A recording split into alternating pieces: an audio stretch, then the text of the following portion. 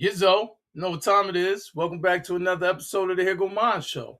I'll be your host, the lyricist, Mummy the Magnificent. And as we all know, opinions are like assholes, and everybody got one. So, here go mines.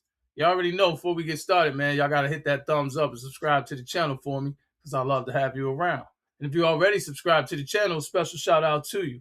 Listen, man, we're gonna get right into it like we normally do. No time for procrastination, because we all know that's sin. So, yo, Eds, hit 'em. Yo, my flow is magnificent. I don't care what you spit. Mommy Holly represent that real life shit. All right. So yeah, man, here go your boy Trump, man. He finally did something that isn't crazy or that people might enjoy. Yeah. So he reclassified marijuana for medical purposes.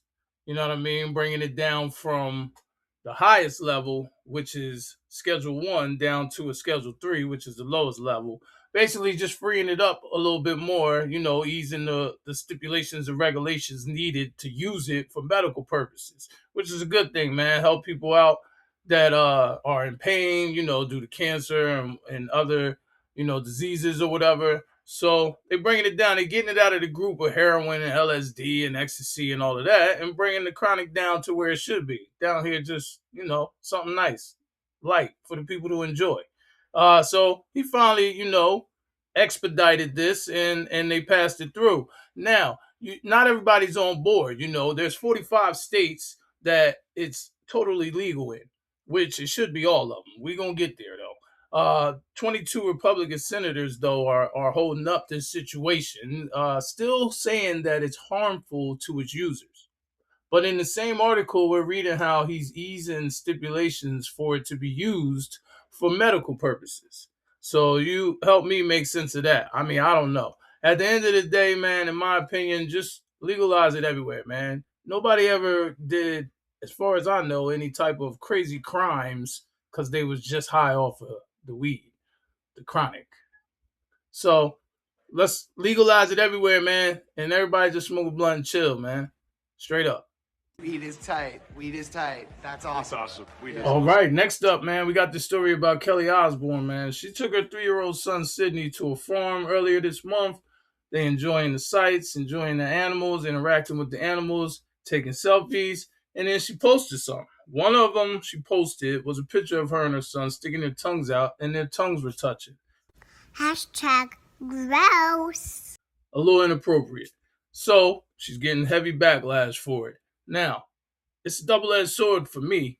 In one side, listen, what people do with their kids that they produced is their business. But on the other side of it, it is a little weird. Like, I can't imagine my tongues touching with one of my children.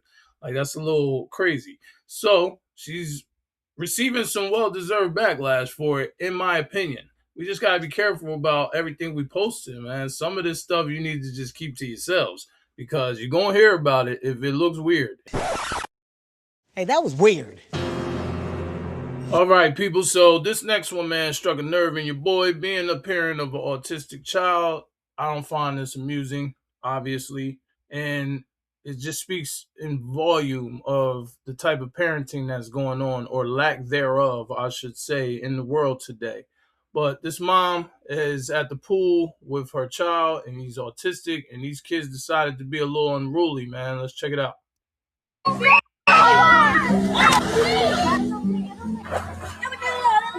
Y'all, there are these kids that are literally telling my son to get out the way, and I'm trying so hard to be nice, but they're like literally, Cairo's just swimming in the pool, and they're making fun of him. My blood is literally boiling. He was in the part of the pool, and they were trying to jump, and they were like, "Get out of the way!" And obviously, like, Cairo doesn't understand them. He's just trying to swim in the pool, and they're like mocking him. I am literally shaking.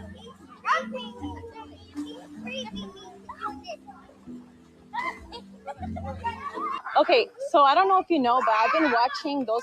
Excuse me, your kids have been making fun of my kid. They've been mocking my son. daughter. My daughter is. I don't know. Whoever's in that yellow swimsuit. Yeah, that's my daughter. I watch it, and the little boy and the girl in the flower bathing suit. I've been watching. They keep on. Friends. They're making fun of him. He's autistic, so he's not. They're yes, I have it on recording. I'm like watching them this whole time. They're making fun of him. They're screaming at him, telling him to move out the way. That's rude. He's autistic. Like, that is so ridiculous. Literally like in tears right now because witnessing something like that, and like that's just like so wrong on so many levels.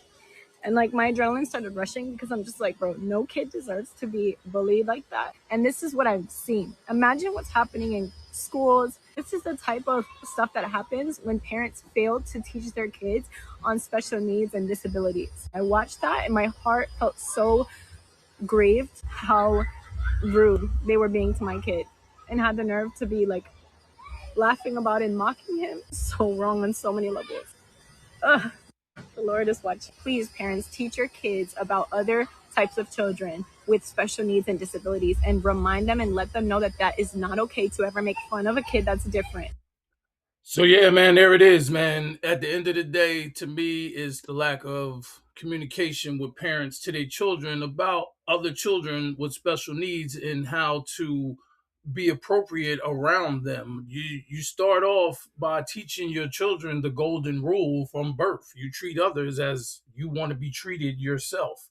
These kids is coming out of the womb grown nowadays. The way they talk to the parents, the way the parents are just sticking devices in their faces and telling them to go over there somewhere. So I blame the parents at the end of the day. Never blame the kid. Kids is going to be kids. Like, it's the parents. Y'all need to be talking to your children and letting them know that these things exist in the world and how you go about behaving around them. Until then, it's going to continue. So shout out to Miss Cassie Blanco and her son Cairo for being strong in that situation, because she held it together. As you can see, she was ready to explode, and I probably would have in that situation. So shout out to her for holding her composure, man.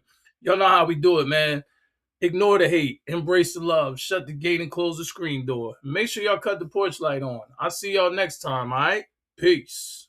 Yo, my flow is magnificent. I don't care what you spit. Mommy Holly represent that real life shit. Subscribe.